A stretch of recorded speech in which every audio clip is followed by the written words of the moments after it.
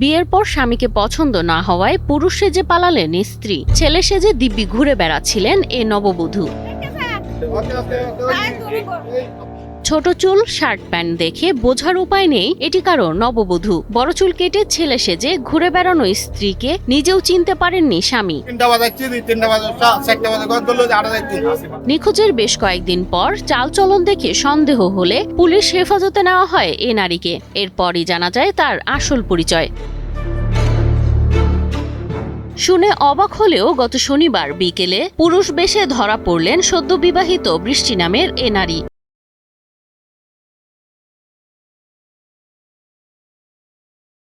খাগড়াছড়ির মানিকছড়িতে রহস্যজনকভাবে ঘোরাফেরা করা এ তরুণকে ধরার পর জানা যায় তার আসল পরিচয়।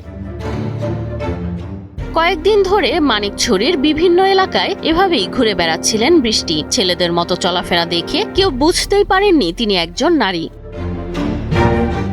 চট্টগ্রামের হাটহাজারী এলাকার এক চাকরিজীবীর সদ্যবিবাহিত স্ত্রী বৃষ্টি। পুলিশ ও স্থানীয় সূত্রে জানা গেছে বৃষ্টি কয়েকদিন ধরে নিখোঁজ ছিলেন।